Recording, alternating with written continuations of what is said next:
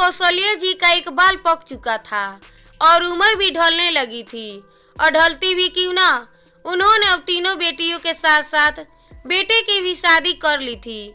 बात उस दिन की है जब उनकी बहू मायके से आई थी और साथ में एक प्लाजो कुर्ती का सेट लाई जो उनकी दुबली पतली बहू में ढीला था।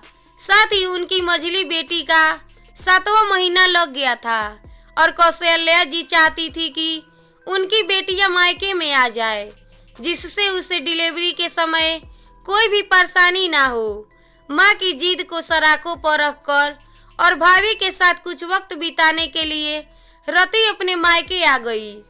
आज रति का 8वां महीना लग गया था। माँ अब समझ में नहीं आता कैसे कपड़े पहनूं।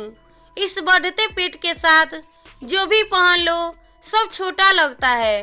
कौशल्या जी बोली, बहू वो तुमने अपने मायके से जो प्लाजो कुर्ती लाई थी उसमें सिलाई लगा ली क्या? बहू ने धीमे स्वर में कहा। जी नहीं माँ जी। तो क्यों ना तुम वो सेट रति को दे दो, उस पर खूब जचेगा। बहू ने फिर धीमे स्वर में कहा।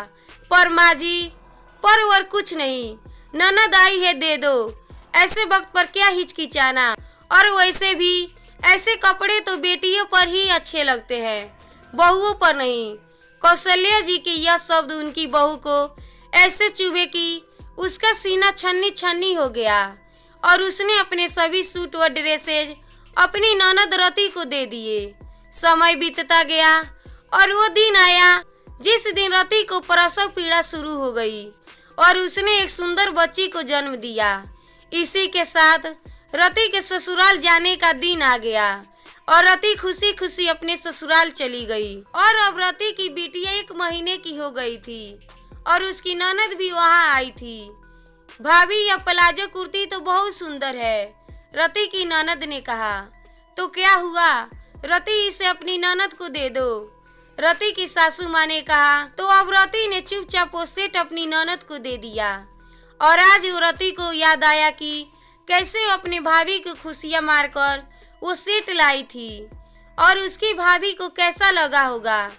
तभी रति ने अपनी माँ को फोन किया और समझाया कि माँ, भाभी भी किसी घर की बेटी हैं और आपको भी मुझ में और भाभी में कोई भेदभाव नहीं करना चाहिए। अब कौशल्या जी को यह बात इस तरह समझ में आई कि वो अगले ही दिन अपनी बहू के लिए नई प्लाजो कुर्ती का सेट लाई।